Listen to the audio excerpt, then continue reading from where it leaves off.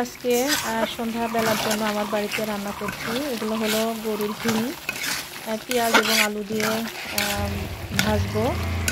আরও রান্না আছে, সেগুলোও করবো। তো একটু আগে ভাগে এসেছি রান্না করব বলে। তো আজকে যেহেতু রমজান মাস, ইফতারির রান্নাবান্না এগুলো হলো পুঁইয়ের শাক বা পুঁইয়ের বিচি দিয়ে রান্না করছি। এগুলা মাংস, তো আরও রান্না আছে, সেগুলোও করব। তাই একটু আগে ভাগে এসেছিলাম রান্না করতে।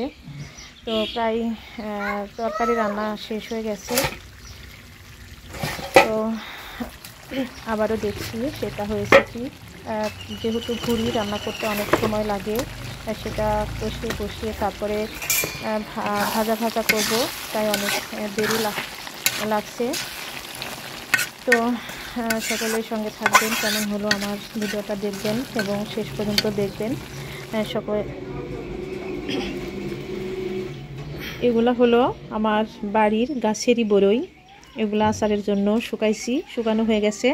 তো এগুলা ধুয়ে নিয়ে আবার কিছুক্ষণ পানির মধ্যে ভিজায় রাখবো।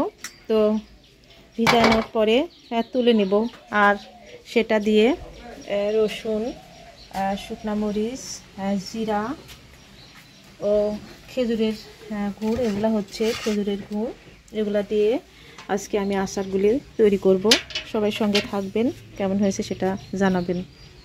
তো এখন আমি মশলাগুলো বাটবো, তারপরে চুলায় বসিয়ে দেব। সবটাই এখন বাটছি।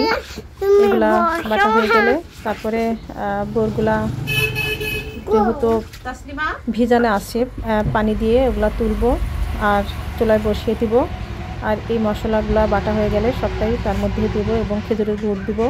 খেজুরের গুড় দেওয়া হয়ে গেলে অনেকক্ষণ ধরে সেগুলা আস্তে আস্তে নাড়বো এবং জাল দিব। জাল দিতে যখন শুকিয়ে যাবে তখন আমার আচারটা হয়ে যাবে। আজকে যেহেতু তেল দিব না, কালকে তেলে দিয়ে একবারে আবারও হালকা করে মশলা করব, করে আবার কালকে সরিষার তেল, রসুন, জিরা, ডালসম বড়া এটা দিয়ে তেলে দিব। দেওয়ার পরে শুকনা মরিচ, জিরা, এলাচ,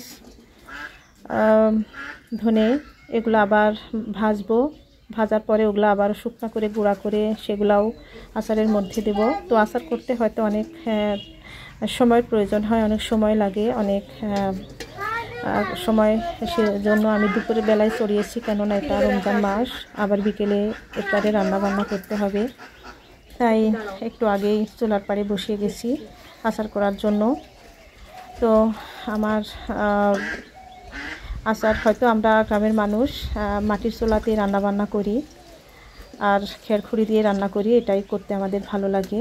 গ্যাসের চুলাতে এগুলো করতে অনেক সমস্যা হয়। আমরা মাটির চুলাতে রান্নাবান্না করে থাকি, এটাই আমাদের ভালো লাগে, রান্না করেও সহজ হয়। তো সকলেই ভালো থাকবেন এবং কেমন হলো সেটা জানাবেন। ধন্যবাদ, আবার দেখা হবে।